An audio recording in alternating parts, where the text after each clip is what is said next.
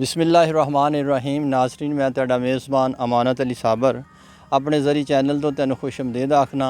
दोस्तों, अज असी एक नवे मौजू नाल तुहाडी खिदमत च हाज़र होए हाँ।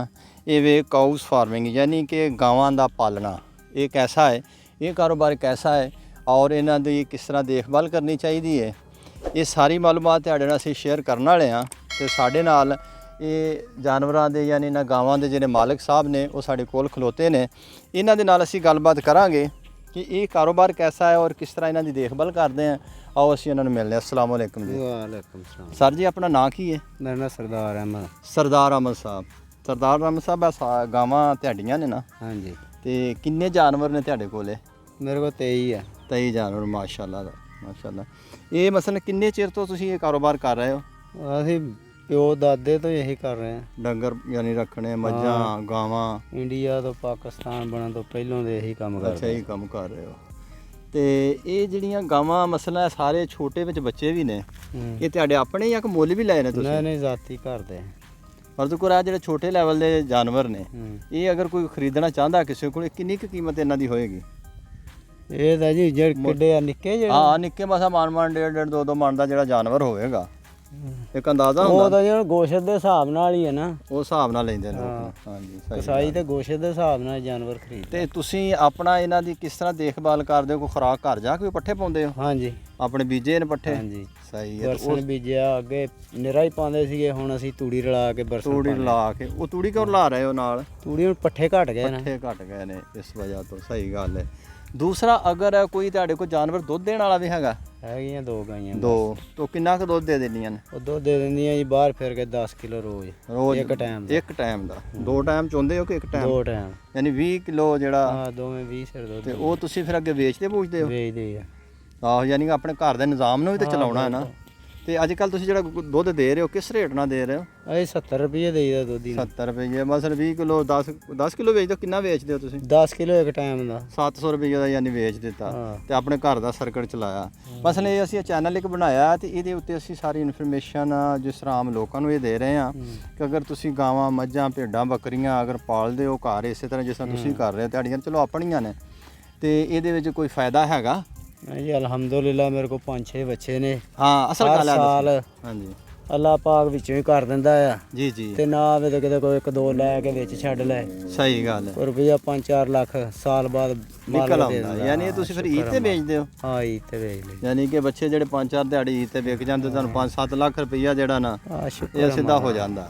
ਅੱਲਾਹ, ਇਹੀ ਸਾਰੀ ਗੱਲ। ਅਗਰ ਹਾਂ, ਦੂਸਰੀ ਗੱਲ ਇਹ ਕਰਨੀ ਹੈ, ਅਗਰ ਜਾਨਵਰ ਕੋਈ ਬਿਮਾਰ ਹੁੰਦਾ ਹੈ, ਗਾਂ ਜਾਂ ਕੋਈ ਵੱਛੀ ਜਾਂ ਉਹਦਾ ਬਛੜਾ ਵਗੈਰਾ, ਤੇ ਫਿਰ ਤੁਸੀਂ ਉਹਦੀ ਇਹਤਿਆਤੀ ਤਦਬੀਰਾਂ ਕੀ ਕਰਦੇ ਹੋ? ਅਸੀਂ ਡਾਕਟਰ ਨੂੰ ਹੀ ਸੱਦੀਦਾ ਜੀ। ਅੱਛਾ, ਆਪਣਾ ਕੋਈ ਜਟਕਾ ਟੋਟਕਾ ਕੋਈ ਫਾਰਮੂਲਾ ਹੈ? ਆਪਣਾ ਵੀ ਜਿੰਨੀ ਜੋਗੇ ਹੁੰਨੇ ਆ ਕਰ ਲਈਦਾ, ਨਹੀਂ ਤਾਂ ਡਾਕਟਰ ਨੂੰ ਸੱਦ ਲਈਦਾ। ਮਸਲ ਜਿਹੜਾ ਤੁਸੀਂ ਆਪ ਕਰਦੇ ਹੋ, ਇਹਨਾਂ ਦਿਨਾਂ ਪਿਛਿਆਂ ਦਿਨਾਂ ਜਿਹੜਾ ਸਾਲ ਗੁਜ਼ਰ ਗਿਆ, ਇਹਦੇ 'ਚ ਕੋਈ ਬਿਮਾਰੀ ਆਈ ਜਾਨਵਰ ਤੇ?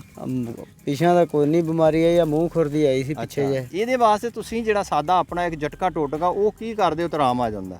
ਉਹ ਅਸੀਂ ਤਾਂ ਜੀ ਇਹ ਆ, ਕਦੀ ਮੱਛੀ ਦੇ ਚੰਨੇ ਜੇ ਲਿਆ ਕੇ ਸੁੱਟਦੇ, ਕਿੱਕਰ ਦੇ ਸੱਕ ਪਕਾ ਕੇ ਪੈਰਾਂ ਦੇ ਪਾਤੇ ਗੋਇੰਜੀ ਦਾ ਜੀ। ਲੇਕਿਨ ਉਹਨਾਂ ਨਾਲ ਫਰਕ ਪੈ ਜਾਂਦਾ? ਫਰਕ ਪੈ ਜਾਂਦਾ। ਅਗਰ ਨਾ ਤੁਹਾਡੇ ਬਾਅਦ 'ਚ ਹੋਵੇ ਤਾਂ ਫਿਰ ਤੁਸੀਂ ਡਾਕਟਰ ਨੂੰ ਤਕਲੀਫ ਦਿੰਦੇ ਹੋ। ਹਾਂਜੀ। ਤੇ ਉਹ ਖਰਚਾ ਤਾਂ ਨਹੀਂ ਇਹਦੇ ਕੁਝ ਜ਼ਿਆਦਾ ਆਉਂਦਾ? ਬਸ ਜੀ, ਫਿਰ ਜਿਹੜਾ ਆਉਣਾ ਖਰਚਾ ਤਾਂ ਫਿਰ ਆਉਂਦਾ ਹੀ ਆ। ਆਹੋ, ਯਾਨੀ ਜਾਨਵਰ ਦਾ ਡਾਕਟਰ ਦਾ ਜਿਵੇਂ ਇਨਸਾਨ ਦਾ ਇਲਾਜ ਹੁੰਦਾ ਆ, ਤਾਂ ਡਾਕਟਰ ਨੇ ਫਿਰ ਜਿੰਨੇ ਮੂੰਹ ਮੰਗ ਲਏ ਉਹਨੇ ਤਾਂ ਉਹਨੇ ਲੈ ਹੀ ਲੈਣੇ। ਉਹਨੇ ਲੈ ਲੈਣੇ। ਤੇ ਟੀਕਾ 100 ਦਾ ਉਹ ਕਹੂਗਾ 500 ਦੇ ਦੇ, 500 ਦੇਣਾ ਪੈਂਦਾ। ਸਹੀ ਗੱਲ ਹੈ। ਤੇ ਬਾਕੀ ਇਹਨਾਂ ਦਾ ਮਸਲ ਤੂੜੀ ਛੂੜੀ ਰੱਖੀ ਹੋਣੀ ਹੈ ਘਰ? ਆ ਤੂੜੀ ਮੁੱਲ ਲਈ ਜੀ। ਉਹ ਵੀ ਮੁੱਲ? ਯਾਨੀ ਤੁਸੀਂ ਸਾਰਾ ਮੁੱਲ ਦਾ ਹੀ ਕੰਮ ਕਰਦੇ ਹੋ? ਠੇਕੇ ਤੇ ਜ਼ਮੀਨ ਲਈ ਹੈ? ਪੈਲੀ ਠੇਕੇ ਲਈ ਹੈ। ਠੇਕਾ ਕਿੰਨੀਆਂ ਪੈਲੀਆਂ ਲਈਆਂ ਨੇ? ਮੈਂ 2 ਕਿੱਲੇ ਲਏ 80,000। 80,000 ਦੇ? ਯਾਨੀ ਕਿ ਸਿਰਫ ਅਸੀਂ ਆਪਣੇ ਨਾਜ਼ਰੀਨ ਨੂੰ ਜਿਹੜੇ ਸਾਡਾ ਪ੍ਰੋਗਰਾਮ ਦੇਖਦੇ ਨੇ ਨਾ, ਅਸੀਂ ਉਹਨਾਂ ਨੂੰ ਇਹ ਦੱਸਣਾ ਫਰਜ਼ ਕਰੋ, ਤੁਸੀਂ 80,000 ਦੇ 2 ਲਏ, ਇਹ ਜਾਨਵਰ ਨੇ ਤੁਹਾਡੇ ਕੋਲ, ਤੁਸੀਂ ਇਹਦੇ ਤੇ ਸਾਰੀ ਮਿਹਨਤ ਕੀਤੀ, ਸਾਰਾ ਸਾਲ ਤੁਸੀਂ ਇਹਨਾਂ ਨੂੰ ਟਾਈਮ ਦਿੱਤਾ, ਘਰ ਵੀ ਪੱਠੇ ਪਾਉਂਦੇ ਹੋ, ਤੁਸੀਂ ਇੱਕ ਕੀ ਤਵੱਕੋ ਕਰ ਸਕਦੇ ਹੋ ਕਿ ਇੱਕ ਸਾਲ ਬਾਅਦ ਤੁਹਾਨੂੰ ਕਿੰਨਾ ਕੁ ਮੁਨਾਫਾ, ਸਾਰੇ ਖਰਚੇ ਆਪਣੀ ਵੀ ਤੁਸੀਂ ਦਿਹਾੜੀ ਕੱਢ ਲਓ? ਗਾਵਾਂ ਕੋ 10 ਸੂਈਆਂ ਹੋਣ ਤੇ ਬੰਦਾ ਜਿੰਨਾ ਸਾਊਦੀ ਅਰਬ ਵਿੱਚ ਬੈਠਾ ਆ ਉਹਦੇ ਨਾਲ ਜ਼ਿਆਦਾ ਆਮਦਨ ਦਿੰਦਾ ਹੈ। ਜ਼ਿਆਦਾ ਆਮਦਨ ਦਿੰਦਾ। ਤੁਸੀਂ ਆਪਣਾ ਕਦੀ ਨਹੀਂ ਹਿਸਾਬ ਲਾਇਆ ਕਿ ਮੈਨੂੰ ਸਾਲ 'ਚ ਸਾਰੀ ਮੇਰੀ ਤੇ ਆਪਣੀ ਮਿਹਨਤ ਵੀ ਕੱਢਣੀ ਹੈ? ਮੈਂ ਕਦੀ ਨਹੀਂ ਅਸੀਂ ਹਿਸਾਬ ਲਾਇਆ, ਅਸੀਂ ਹੈ ਹੀ ਇਹਨਾਂ ਤੇ ਆ, ਹੋਰ ਅਸੀਂ ਕੰਮ ਕਰਦੇ ਹੀ ਕੋਈ ਨਹੀਂ। ਘਰ ਦਾ ਸਾਰਾ ਸਰਕਟ ਜਿਹੜੀ ਜ਼ਰੂਰਤ ਪਈ ਇਹਨਾਂ ਦੀ ਪੈਣੀ, ਖੁਸ਼ੀ ਗਮੀ ਜੋ ਵੀ ਕਿਤੇ ਜਾਣਾ, ਮਾਸ਼ਾਅੱਲਾ, ਵਿਆਹ ਸ਼ਾਦੀ ਇਹਨਾਂ ਸਿਰ ਹੀ ਇਹਨਾਂ ਜੀ। ਯਾਨੀ ਤੁਸੀਂ ਉਹ ਜਿਹੜੇ ਵੇਚਦੇ ਹੋ ਡੰਗਰ, ਪੈਸੇ ਕੋਲ ਹੁੰਦੇ ਨੇ ਥੋੜੇ ਥੋੜੇ ਕਰਕੇ ਉਹ ਇਸਤੇਮਾਲ ਕਰਦੇ ਰਹਿੰਦੇ ਆ ਜੀ ਪਹਿਲੇ ਤੇ ਬਾਬਾ ਜੀ ਦਾਣੇ ਤੂੜੀ ਅੱਗੇ ਵਾਈ ਬੂਈ ਕਰਦੇ ਸੀ, ਉਹ ਛੱਡ ਦਿੱਤੀ। ਮੈਂ ਇਕੱਲਾ ਜਾਣਾ ਆ, ਨਹੀਂ ਪੂਰੇ ਆ ਜਾਂਦਾ। ਬੱਚਾ ਬੁੱਚਾ ਨਹੀਂ ਕੋਈ ਜਵਾਨ ਨਾਲ? ਨਹੀਂ ਬੱਚਾ ਕੋਈ ਨਹੀਂ, ਬੱਚੀਆਂ ਨੇ 8। ਅੱਛਾ ਚਲੋ ਅੱਲਾ ਖੈਰ ਕਰੇ। ਚਲੋ ਕੋਈ ਬਾਤ ਕੋਈ ਨਹੀਂ। ਮਸਲਾ ਇਹ ਵੇ ਕਿ ਮਾਸ਼ਾਅੱਲਾ ਜਾਨਵਰ ਤੁਹਾਡੇ ਸੋਹਣੇ ਨੇ ਤੇ ਹੈਗੇ ਵੀ ਤੁਹਾਡੇ ਸਾਰੇ ਘਰ ਦੇ ਨੇ ਅੱਗੋਂ, ਯਾਨੀ ਕਿ ਸੂਏ ਨੇ ਤਾਂ ਤੁਸੀਂ ਰੱਖੀ ਜਾਂਦੇ ਹੋ। ਹਾਂ ਤੇ ਇਹ ਚੀਜ਼ਾਂ ਨੇ। ਬੱਚੇ ਬੁੱਚੇ ਹੁੰਦੇ ਆ, ਫਿਰਦੇ ਰਹਿੰਦੇ ਆ ਕਿਤੇ ਆਪੇ ਹੀ। ਹਾਂਜੀ। ਹੋਰ ਕੋਈ ਇਹਨਾਂ ਨੂੰ ਰੱਖਣ 'ਚ ਮੁਸ਼ਕਲਾਤ ਸਾਰੇ ਸਾਲ 'ਚ ਕੋਈ ਐਸੀ ਆਈ ਹੋਵੇ ਕਿ ਜਿਹੜੀ ਬੰਦਾ ਸੋਚਦਾ ਕਿ ਯਾਰ ਇਹ ਤਾਂ ਬੜਾ ਔਖਾ ਕੰਮ ਹੈ? ਕੋਈ ਨਹੀਂ ਜੀ, ਅਸਾਂ ਕਿਹੜਾ ਇਹ ਨਵਾਂ ਕੰਮ ਕਰਨ ਲੱਗੇ। ਇੰਡੀਆ ਪਾਕਿਸਤਾਨ ਤੋਂ ਬਣਨ ਤੋਂ ਪਹਿਲੋਂ ਦੇ ਸਾਡੇ ਪਿਓ ਦਾਦਾ ਵੀ ਇਹੀ ਕਰਦੇ ਸੀ। ਅੱਗੇ ਤਾਂ ਸਾਡੇ ਕੋਲ ਡੰਗਰ ਹੁੰਦੇ ਸੀ 120 30 150। ਅੱਛਾ ਅੱਛਾ। ਇਹ ਆ ਵੀ ਹੁਣ ਭਰਾ ਆਪਣੇ ਆਪਣੇ ਅਲੱਗਾ ਹੋ ਗਏ, ਯਾਨੀ ਅਲੱਗਾ ਕਾਰੋਬਾਰ ਕਰ ਲਿਆ। ਠੀਕ ਹੈ, ਚਲੋ ਸਰ ਜੀ ਮਿਹਰਬਾਨੀ, ਤੁਸੀਂ ਸਾਨੂੰ 5-10 ਮਿੰਟ ਦਿੱਤੇ, ਸ਼ੁਕਰੀਆ ਤੁਹਾਡਾ। ਨਾਜ਼ਰੀਨ, ਭਾਈ ਸਾਹਿਬ ਕੋਲ ਅਸੀਂ ਸਾਰੀ ਇਨਫੋਰਮੇਸ਼ਨ ਤੁਹਾਡੇ ਸਾਹਮਣੇ ਗੱਲਬਾਤ ਕੀਤੀ, ਇਹ ਮਾਲੂਮਾਤ ਤੁਹਾਡੇ ਨਾਲ ਸ਼ੇਅਰ ਕਰ ਰਹੇ ਹਾਂ। ਤੇ ਸਾਡਾ ਕੋਈ ਵੀ ਦੋਸਤ ਜਾਂ ਸਾਡੇ ਨਾਜ਼ਰੀਨ ਜਿਹੜਾ ਵੀ ਕਾਰੋਬਾਰ ਕਰਨਾ ਚਾਹਵੇ, ਇਹਨੂੰ ਕਾਓ ਫਾਰਮਿੰਗ ਵੀ ਕਹਿ ਸਕਦੇ, ਓਪਨ ਸ਼ੈਡ ਇਹ ਵੀ ਫਾਰਮਿੰਗ ਹੈ। ਲੇਕਿਨ ਇਹ ਘਰ ਉਹਨਾਂ ਨੇ ਦੱਸਿਆ ਕਿ ਇਹਦੇ ਵਾਸਤੇ ਇੱਕ ਤੂੜੀ ਹੁੰਦੀ ਹੈ, ਭੋਸਾ ਜਿਹਨੂੰ ਅਸੀਂ ਕਹਿੰਦੇ ਹਾਂ, ਉਹ ਇਸਤੇਮਾਲ ਹੁੰਦਾ ਹੈ। 2 ਪੈਲੀਆਂ ਉਹਨਾਂ ਨੇ ਠੇਕੇ 'ਤੇ ਵੀ ਲਈਆਂ ਨੇ, ਲੇਕਿਨ ਉਹਦੇ ਬਾਵਜੂਦ ਵੀ ਉਹ ਕਹਿ ਰਹੇ ਕਿ ਸਾਰਾ ਖਰਚਾ ਖੁਰਚਾ ਕਰਕੇ 5-6 ਲੱਖ ਰੁਪਈਆ ਜਿਹੜਾ ਨਾ ਮੈਨੂੰ ਯਾਨੀ ਕਿ ਅੰਦਾਜ਼ਨ ਮਿਲ ਜਾਂਦਾ ਹੈ। ਯਾਨੀ ਇੱਕ ਮਜਮੂਈ ਤੌਰ 'ਤੇ ਉਹਨਾਂ ਨੇ ਸਾਰਾ ਹਿਸਾਬ ਕਿਤਾਬ ਦੱਸਿਆ ਨੇ। ਉਹ ਆਪਣਾ ਇਹਨਾਂ ਹਿਸਾਬ ਕਿਤਾਬ ਨੂੰ ਰੱਖਦੇ। 23 ਜਾਨਵਰ ਨੇ ਇਹਨਾਂ ਦੇ ਕੋਲ, ਤੇ ਅੱਲਾ ਦੀ ਰਹਿਮਤ ਹੈ ਕੋਈ ਯਾਨੀ ਕਿ ਆਮ ਨੌਕਰੀਆਂ ਜਿਹੜੀਆਂ ਮਿੱਲਾਂ 'ਚ ਕਰਦੇ ਜਾਂ ਦੀਗਰ ਅੱਗੇ ਪਿੱਛੇ ਕਰਨੇ, ਉਹਨਾਂ ਨਾਲੋਂ ਕਾਫੀ ਹੱਦ ਤੱਕ ਇਹ ਬਿਹਤਰ ਕਾਰੋਬਾਰ ਹੈ। ਇਹ ਤੁਹਾਡੇ ਨਾਲ ਮੈਂ ਮਾਲੂਮਾਤ ਸ਼ੇਅਰ ਕੀਤੀ ਹੈ। ਉਮੀਦ ਹੈ ਕਿ ਇਹ ਮਾਲੂਮਾਤ ਨੂੰ ਤੁਸੀਂ ਆਪਣੇ ਜ਼ਿਹਨ 'ਚ ਰੱਖਦਿਆਂ ਹੋਇਆਂ ਆਪਣੇ ਜਿਹਨਾਂ ਜਾਨਵਰ ਰੱਖੇ ਨੇ ਉਹਨਾਂ ਦੀ ਅੱਛੇ ਤਰੀਕੇ ਨਾਲ, ਇਹਤਿਆਤ ਨਾਲ, ਕੇਅਰ ਨਾਲ ਉਹਨਾਂ ਨੂੰ ਤਵੱਜੋ ਦਿਓਗੇ ਔਰ ਉਹਨਾਂ ਦੀ ਗਰੋਥ ਨੂੰ ਵਧਾਓਗੇ, ਜਿਹਦੇ ਨਾਲ ਤੁਹਾਡੀ ਯਾਨੀ ਕਿ ਆਮਦਨ ਵੀ ਵਧੇਗੀ।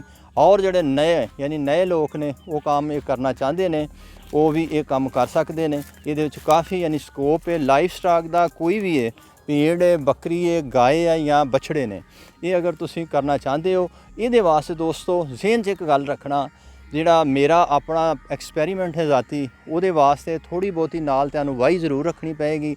ਜਿਸ ਵਕਤ ਤੁਸੀਂ ਪਹਿਲੀ 2 ਪੈਲੀ 3 ਪੈਲੀ ਜਿੰਨੀ ਤੁਸੀਂ ਅਫੋਰਡ ਕਰ ਸਕਦੇ ਹੋ ਠੇਕੇ 'ਤੇ ਜ਼ਮੀਨ ਲੈ ਲੈਂਦੇ ਹੋ, ਤੇ ਉਹਦੇ ਨਾਲ ਇਹ ਹੋਏਗਾ ਕਿ ਇਹ ਜਿਹੜੇ ਕੱਟੇ ਬੱਚੇ ਜਾਂ ਗਾਵਾਂ ਜਾਂ ਬਛੜੀਆਂ ਜਿੰਨੇ ਵੀ ਨੇ ਇਹ ਤੁਹਾਨੂੰ ਫ੍ਰੀ ਖਾਤੇ 'ਚ ਪੈਣੇ ਨੇ। ਬਾਕੀ ਤੁਸੀਂ ਜਿਹੜੀ ਉਹਦੀ ਆਪਣੀ ਯਾਨੀ ਕਿ ਕਲਟੀਵੇਸ਼ਨ ਕਰੋਗੇ, ਉਹ ਤੁਹਾਡਾ ਇੱਕ ਅਲੱਗਾ ਹੋਏਗਾ ਕੇਸ, ਉਹ ਆਮਦਨ ਜ਼ਿਆਦਾ ਅਲੱਗਾ ਹੋਏਗੀ।